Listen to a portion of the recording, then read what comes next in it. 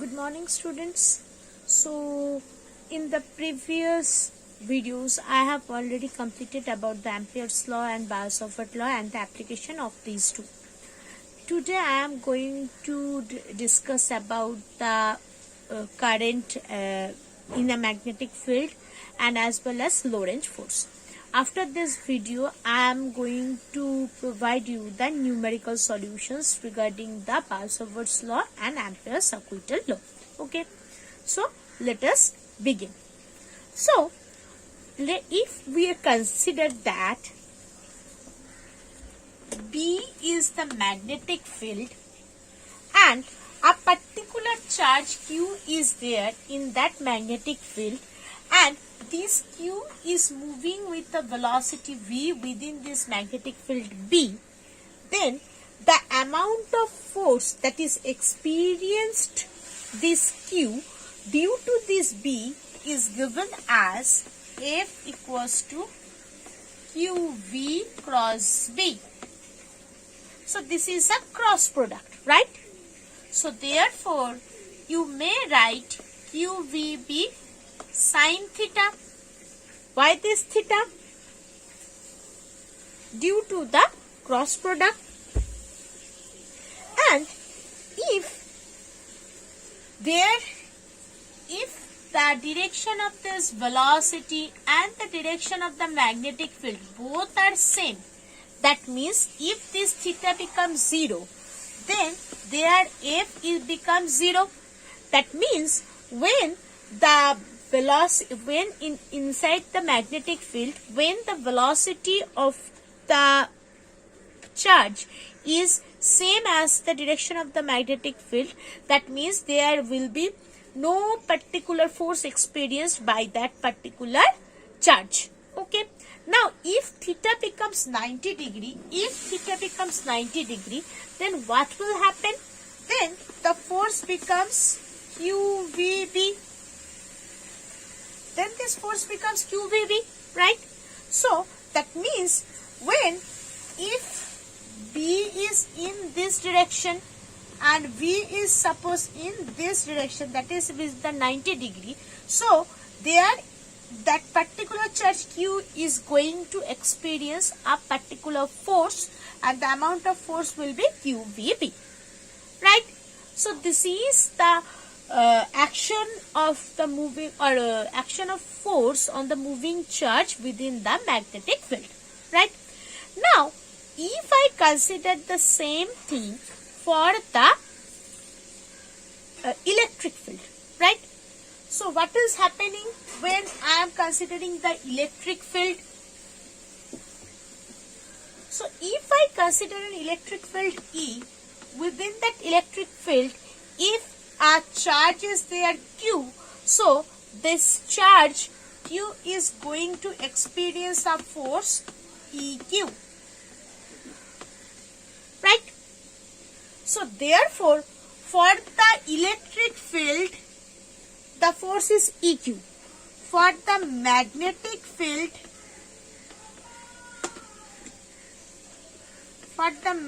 field, the force is this one, right? So we all know that if this is the electrical field, this considers is the magnetic field, and the velocity of the charge is going to in this. Basically, electric field, magnetic field, and the velocity is going to be mutually perpendicular to each other. So therefore, total amount of force that is applied on this Q, if it is within a mutually perpendicular magnetic field and electric field, that will be just summation of these two. So therefore, total F become Q taking the common E plus V cross B, right? So this total force that is experienced by the charge Q within a mutually perpendicular electric field and magnetic field is known as the Lorentz force. hopefully it's clear to you. So what is the Lorentz force? It is basically the total electric force due to the electric field and force due to the magnetic field. This is the Lorentz force. Now I am going to discuss about the path of a moving charge in an uniform magnetic field. So, if a charged particle, consider Q is a charged particle which is in rest. So, therefore, F becomes 0, right? If this charged particle has a velocity v which is parallel to the magnetic field B, then also F is going to 0 because v sin theta, theta becomes 0, that means F is 0. Okay, now if consider that a particular charge which is moving in a circulatory path, or if it is perpendicular to the magnetic field. Suppose this is the force due to the magnetic field. This becomes the velocity of the charged particle. So these two become this like this. In this point, same thing is happening towards this direction v, towards this direction f. So like this, and what you will get? You will get a particular circle for this charged particle Q. When the particle comes here, again force acts in this direction, velocity is this direction, the motion will be in this direction.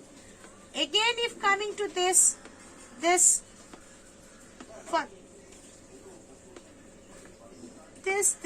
like this, it basically will be a circular path. Okay, so therefore the amount of F is going to be QVB. Okay, now it is basically the force that is acting towards the center of the circle. So basically it's a centripetal force. So this force is going to balance by the centripetal force. So the centripetal force for the charge mv square by r. So it will be QVB. mv square by r is going to QVB. VB is going to be discarded. So value of r become mv by QB. So this is the radius of the circle for which the magnetic charge Q is there and for which the magnetic field is acting with.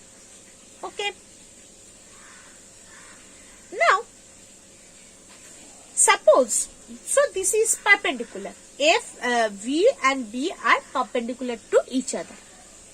Now, if I consider that in a magnetic field,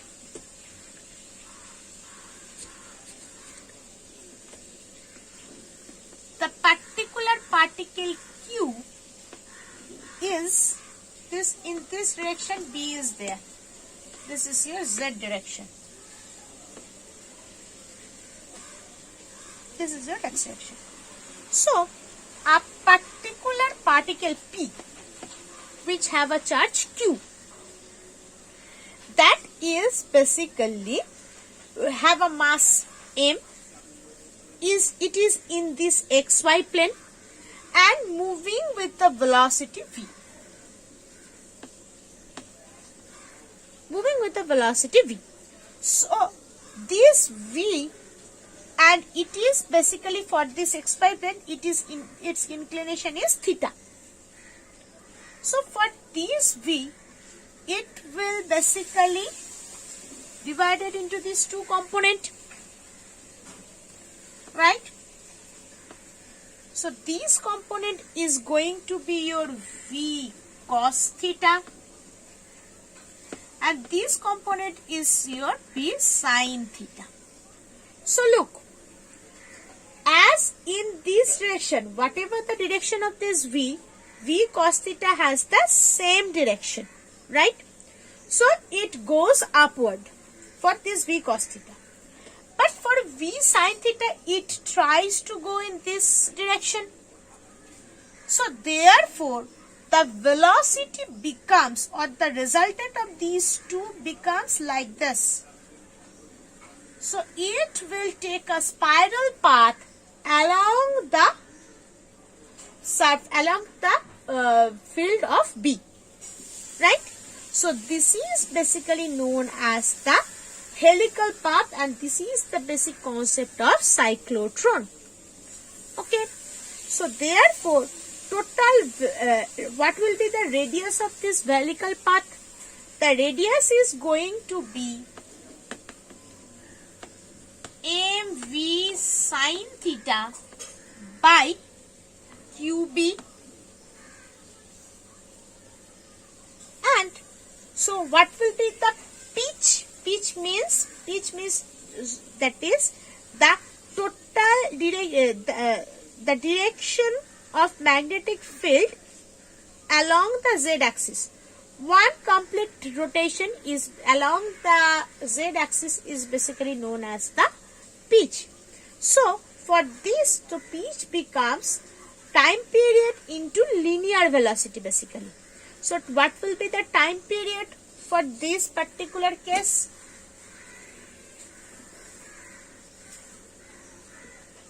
The time period becomes 2 pi m by qb. So pitch 2 pi m by qb into velocity, that is v cos theta.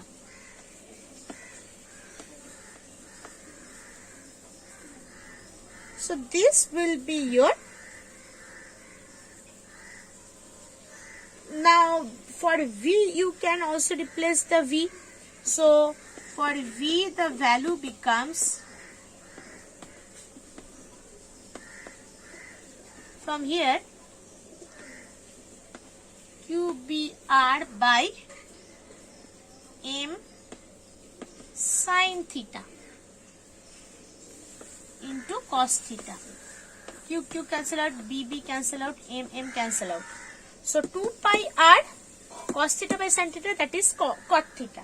So basically it becomes 2 pi r into cot theta. So this becomes the pitch for that helical path. Hopefully up to this it's clear to you. Now in the today I am ending here. In the next video I am going to discuss the numericals regarding the Biot-Savart's law and Ampere's law. And you please go through with the particular thing, that is the